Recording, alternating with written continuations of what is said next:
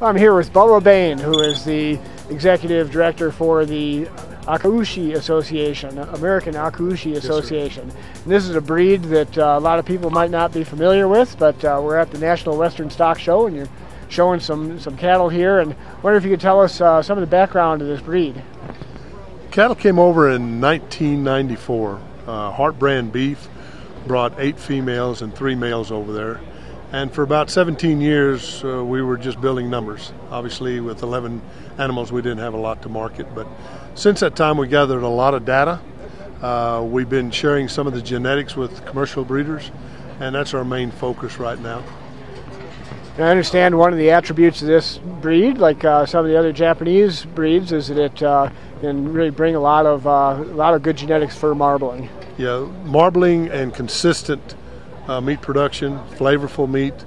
So there's a lot of emphasis that's placed on the end cut or the end presentation, but there's a lot that's been done in between there, and they haven't sacrificed any of the traits to get to that end cut of meat. So they're a pretty unique breed of cattle in that the reproductive is very reproductively efficient.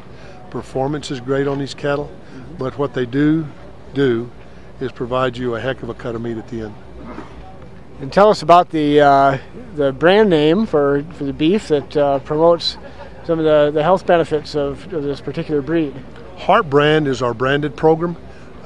We have established that through the USDA about 4 years ago. So we've got a branded program that we can market our product through.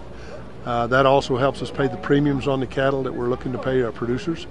So yeah, the health aspects, it's extremely high in oleic acid, conjugated linoleic acid. It has a higher ratio of monounsaturated to saturated fats.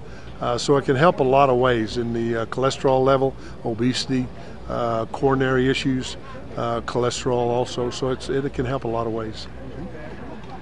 And I understand the Breed Association is based in Texas, but some of these cattle are probably being marketed and introduced into herds kind of across the country. All across the country. We have another great pocket of breeders up in the Northwest, Idaho, Montana, Oregon, and Wyoming. We have another pocket in the North and South Dakota area. Obviously, a lot of them are going to be in the Texas, New Mexico area. We're starting to get a lot of interest over in the Midwest, and we're grateful for that. There's a lot of great cattle over in that country that could utilize the Akaushi genetics on top of those to produce our half-blood and three-quarter blood carcasses. So are most of the commercial producers who use this genetics crossbreeding with, say, an English breed such as Angus, or with other breeds? Well, we've had them crossed with 12 different breeds, and that can be Continental, Charolais. Done extremely well. We've averaged about 43% prime on our Charolais crosses. Obviously, the English crosses are, from a carcass merit standpoint, have been our highest. They've averaged about 67% prime. But we've also done a lot of work with the American breeds. The Brangus have averaged about 20% prime for us with the half Akaushi. So any breed can be utilized with the Akaushi to help elevate the quality of meat.